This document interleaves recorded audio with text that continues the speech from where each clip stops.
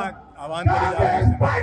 देखिए, क्योंकि सारे जिलों में हमारे सम्मेलन हो चुके, हरिद्वार बचा हुआ था और यहाँ के कार्यकर्ताओं की भी इच्छा थी कि हम लोग आएँ और जो नई चीज़ें अभी हुई हैं उन पे हम लोग बातचीत करें, क्योंकि हम चुनाव में उतरने की अब तैयारी है।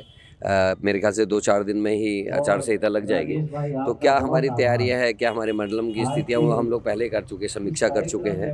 आज थोड़ा सा ये था कि लोगों ने कहा कि कम से कम एक आचार संहिता से पहले यहाँ कार्यकर्ता सम्मेलन हो जाए, उसी के तहत ये सम्मेलन बुलाया गया। क्या तैयारियां हैं? तैयारी क्या है कांग्रेस की? तैयारी हमारी पूरी है, हमारे अपने बूथ कमेटियां और वो सारी चीज़ तैयार हैं। और जो मुद्दे हैं इस समय, चाहे वो गणेश जोशी के विभाग में हॉर्टिकल्चर का चोरी का मामला हो, केदारनाथ में सोने की चोरी हुई, उसकी कोई जांच नहीं हुई, अंकिता भंडारी केस के साथ साथ एक बड़ी दुखद चीज़ हमारे को पता चली कि एनसीआरबी की रिपोर्ट में बताया कि उत्तराखंड 9 हिमालय राज्यों में पहले नंबर में महिला अपराध पे है। 907 से ज़्यादा बलात्कार के केसेस एक साल में यहाँ दर्ज हुए हैं। SSSC भर्ती घोटाला, पटवारी पेपर लीक और उसके तार कहीं ना कहीं यहाँ मंगलौर से भी जुड़े हैं। बीजेपी का मंडल अध्यक्ष उसमें पकड़ा गया है पटवारी पेपर लीक में।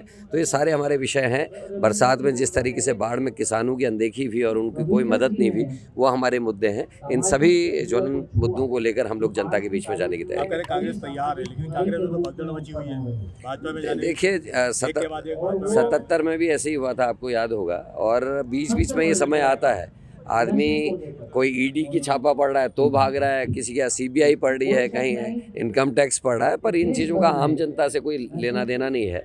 आम जनता कांग्रेस के संग खड़ी है, महंगाई से सब परेशान है, बेरोजगार बच्चों के लिए सबको चिंता है। कब तक डिक्लेयर हो जाएगी यहाँ की सीटों का? देखिए, 13-14 तक मुझे उम्मीद है, क्योंकि CEC की बैठक जो अगली होगी उसमें संभवतः कांग्रेस उत्तराखंड भी हो।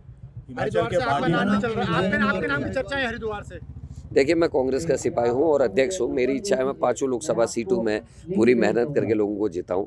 अब पार्टी हाईकमान अगर कोई चीज़ तय करेगा तो उसका पालन करेंगे, परंतु इस समय मेरा पूरा फोकस 5 लोकसभा सीटों को किस तरीके से हम जीतें उस पर है। अगर पार्टी आपको मौका देती है कि हरिद्वार चुनाव लड़ेंगे आप? मैंने कहा मैं पार्टी का सिपाही हूँ, जहाँ लगाया जाएगा वहाँ काम करेंगे। हिमाचल के बागी विधायक उत्तराखंड में साथ में निर्दलीय भी हैं, कुछ भाजपा के विधायक भी साथ में, क्या खतरे में है फिर से? देखिए, कुख्यात पार्टी है बीजेपी।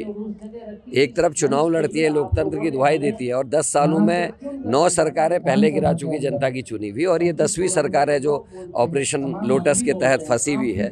और उत्तराखंड में बीजेपी की सरकार है और बागी विधायकों के 6 विधायकों के संग 3 निर्दलीय और 2 बीजेपी के विधायक भी आए हैं। CRPF उनकी रखवाली कर रही है, तो इससे समझा जा सकता है कि बीजेपी क्या कर रही है। ये जनता को तय करना है कि उनके द्वारा चुनी गई सरकारों को उखाड़ के फेंकने वाले या तोड़ने वाले लोगों का समर्थन करती है या लोकतंत्र का साथ देती है। क्या खतरे में है वहाँ की सरकार फिर से? देखिए, अभी के जो घटनाक्रम है उससे हमको लगता, चिंता तो हम लोग को है कि क्या हो रहा है। अगर बीजेपी के विधायक और CRPF अगर विधायकों को लेके घूम रही तो इसका अर्थ समझा जा सकता है। डैमेज कंट्रोल करने का प्रयास हुआ था, हो नहीं पाया हो? जी, डैमेज कंट्रोल करने का प्रयास कर रहे हैं, लेकिन जिसके पास सत्ता है, फौज है, पैसा है, CBI ED है, तो उससे लड़ने में दिक्कत तो आती है। इन एजेंसियों का ही डर लगा हुआ है सबको।